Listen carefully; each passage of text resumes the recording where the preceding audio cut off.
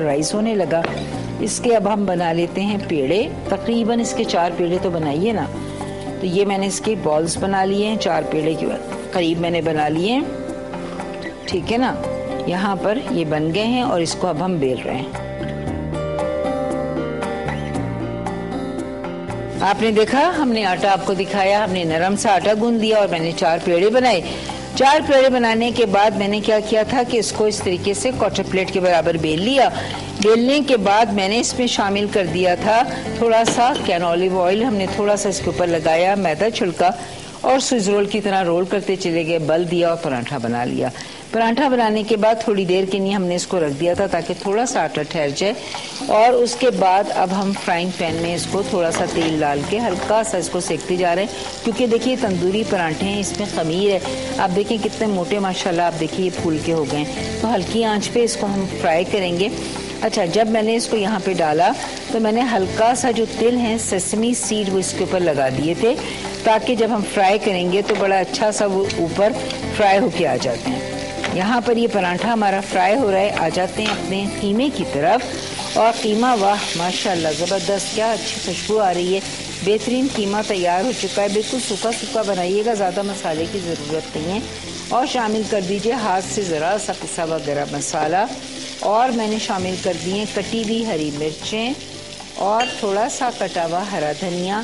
اور اس قیمے کو ہم بھون کے بالکل اتار لیتے ہیں, نکال لیتے ہیں. تھوڑی سی ادرک ہے میرے پاس کٹی ہوئی جو میں اس کے اوپر ڈالوں گی. اور یہ قیمہ بالکل سوکھا تھوڑے سے مسالے کے ساتھ تیار ہو چکا ہے. یہاں دیکھیے یہ کیا زبردست سا ہمارا پراٹھا. یہ دیکھیے یہ تندوری پراٹھا, تندور کے بجائے ہم نے اس میں کیا کیونکہ یہ خمیری پراٹھا تھا. ٹھیک ہے نا, اس میں ہلکا سا تل لگایا, اور یہ تل ہی ہیں ہمارے جو براؤن ہو کے دیکھیں اوپر آ گئے. کتنا ماشاءاللہ دیکھیے یہ پھول رہا ہے, یہ دیکھیے. تو بالکل ہمارا یہ پراٹھے تندوری, ہم نے تندوری کے بجائے اوون میں کرنے کے بجائے ہم نے فرائنگ پین میں کیے ہیں. اسی وجہ سے تاکہ کوئی بھی بنانا چاہے تو ان کو کوئی پریشانی نہیں ہو کہ بھئی وہ نہیں تھا. اور یہ دیکھیے تل کتنا خوبصورت لگ رہے ہیں, یہ کالے والے تل لگ رہے ہیں. چلیں جی, یہ تیار ہو گیا. اس کو ہم وہاں پہ رکھتے ہیں اور نکالتے ہیں, اپنا دوسرا پلیٹر لے کے آتے ہیں. یہ ہمارے تندوری پراٹھے ہیں, اور یہاں پر ہم اپنا قیمہ ڈش آؤٹ کر دیتے ہیں. بہترین سا قیمہ بھن چکا ہے. قیمہ میں نے نکال دیا ہے اپنے پلیٹر کے اندر. بہت اچھا, کیونکہ ثابت دھنیا بھون کے کٹا ہوا, زیرہ بھون کے کٹا ہوا اور سونف, اس سے اتنی اچھی خوشبو آتی ہے, بہت اچھا لگتا ہے کھانے میں.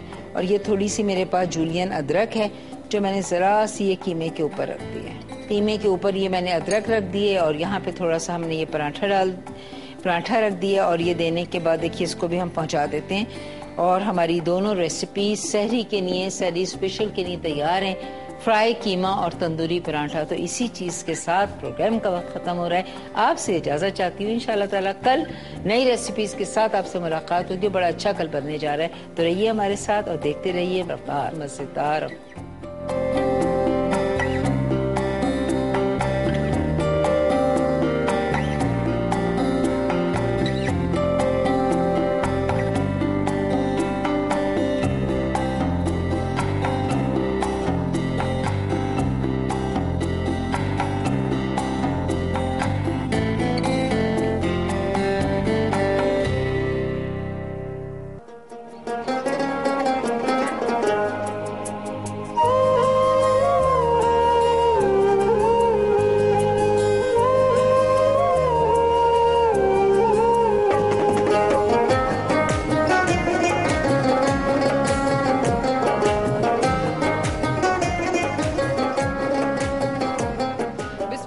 ایک بار پھر جن لوگوں نے ابھی ہمیں جوائن کیا ہے, 4:00 4:30 سے اوپر ہو چکا ہے, اور آپ لوگ ایک دفعہ پھر ہمارے ساتھ لائیو ہیں ایئر ورلڈ ڈیجیٹل پر شہر رمضان.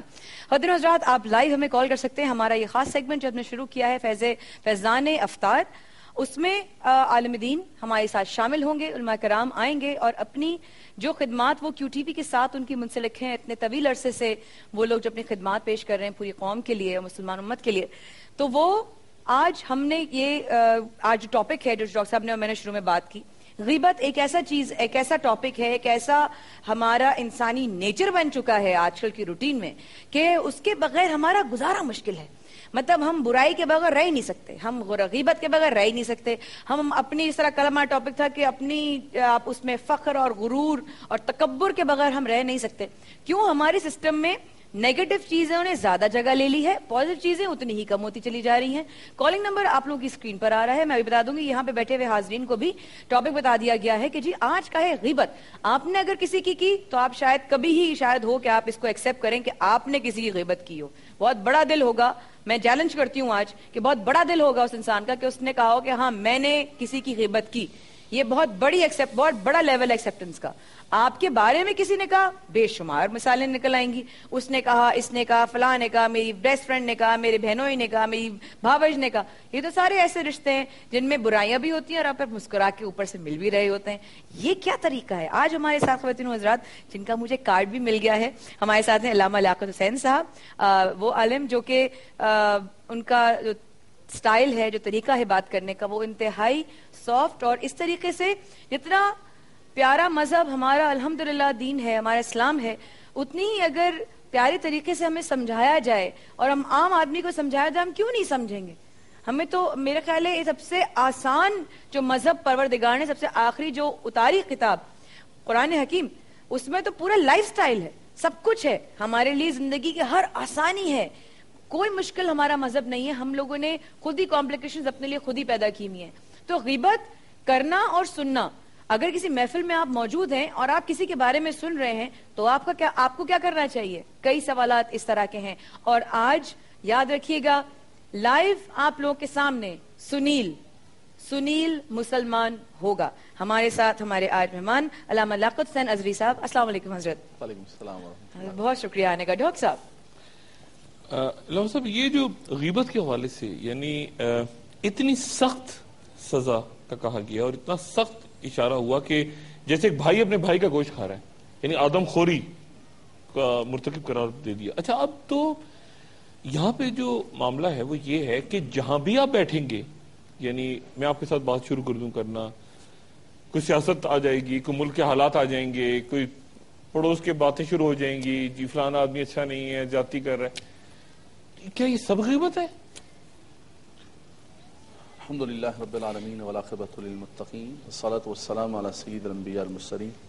اعوذ باللہ من الشیطان الرجیم. یا ایھا الذین آمنوا اجتنبوا کثیرا من الظن ان بعض الظن اثم ولا تجسسوا ولا یغتب بعضکم بعضا ایحب احدکم ان یأکل لحم اخیہ میتا فکرہتموہ واتقوا اللہ ان اللہ تواب الرحیم.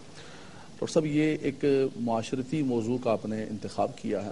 بنیادی چیز میں عرض یہ کروں گا کہ اسلام نے ہر شخص کی جو پرسنل لائف ہے اس کو بہت سیکیور کیا ہے, اس کا ڈیفنس کیا ہے کہ آپ کسی کی بھی ذاتی زندگی کے اندر, نجی زندگی کے اندر عمل درآمد اور دخل اندازی نہ کریں. آپ کہاں سے کھاتا ہے, کہاں سے لاتا ہے, ہمیں کسی نے مکلف نہیں کیا ہے کہ میں کسی کے حوالے سے یہ کہوں کہ یہ بندہ جا رہا ہے, روز آ رہا ہے, پتہ نہیں کیا کماتا ہوگا, کیا کرتا ہوگا. تجسس کرنا, بدگمانی کرنا, اور پھر اس کے بعد آگے چل کے الفاظ کی شکل کے اندر اس کو غیبت کرنا, اس کو جیسا کہ آپ نے تذکرہ کیا اور میں نے قرآن کریم کی آیت پڑھی سورہ حجرات کی کہ اللہ تبارک و تعالیٰ نے خود اپنے پاکیزہ کلام کے اندر اس کتاب لا ریب فیہ میں, جس کا ابھی مایا ذکر کر رہی تھی کہ آخری کتاب, یہ ہمارے لیے صرف مطلب یہ ہے کہ چوم کر رکھنے کے لیے نہیں ہے بلکہ عملی زندگی کے اندر, پریکٹیکل لائف کے اندر اللہ نے جو ہمیں قرآن عطا فرمایا, اور بالخصوص نزول قرآن کا مہینہ ہے کہ ہم اپنے عملی زندگی پر قرآن مجید فرقان حمید کے احکامات کو لاگو کریں, تو وہاں قرآن نے ہمیں منع کیا اور اتنی سخت وعید دی ہے کہ گوشت کھانے کے مترادف ہے. اب رہا یہ مسئلہ کہ کہاں پر غیبت جائز ہے, کہاں پر غیبت جائز نہیں ہے, یہ ایک بڑا اہم ترین معاملہ. غیبت جائز ہے کہاں پہ, یعنی یہ بھی آپ نے بات کی. بالکل. میں کہوں گی صاحب آپ ادھر بھی مخاطب ہوں کہ آپ کو بڑے غور سے سن رہے ہیں سب, جی تو ادھر بھی مخاطب ہوئے. جی دیکھیں, اس کا یہ ہے کہ مثال کے طور پر ایک میں گزارش کرتا ہوں کہ آپ کسی کے ساتھ کاروبار کرنا چاہتے ہیں, رشتہ بچی کا یا بچے کا رشتہ آتا ہے, اب معلومات کرتے ہیں کسی سے جا کے کہ میں یہاں پر رشتہ کرنا چاہتا ہوں, آپ مجھے بتائیے کہ یہاں میں رشتہ کروں یا نہ کروں. اب شرع کہتی ہے کہ جس شخص سے آپ پوچھنے کے لیے گئے ہیں وہ اس بات کا ذمہ دار ہے, مکلف ہے کہ وہ سارے عیوب و نقائص بیان کرے کہ دیکھیں بھائی جہاں آپ رشتہ کرنا چاہتے ہیں ان کے اندر یہ پرابلمز ہیں, یہ ان کے اندر خصوصیات ہیں, یہ صفات ہیں, اور یہ مائنس چیز ہے, اور یہ غیر حاضری میں ہو رہا ہے, یہ غیر حاضری میں ہو رہا ہے. تو یہ غیبت ہے یا نہیں؟ یہ غیبت نہیں. شریعت مطہرہ نے، بلکہ نبی کریم صلی اللہ علیہ وسلم نے فرمایا کہ جس سے مشورہ کیا جا رہا ہے، پوچھا جا رہا ہے، وہ امین ہے اس بات کا کہ وہ حقیقت حال بیان کرے. بیان کرے. اور خود ایک خاتون آئی نبی کریم صلی اللہ علیہ وسلم کی بارگاہ کے اندر اور آ کر عرض کی یا رسول اللہ صلی اللہ علیہ وسلم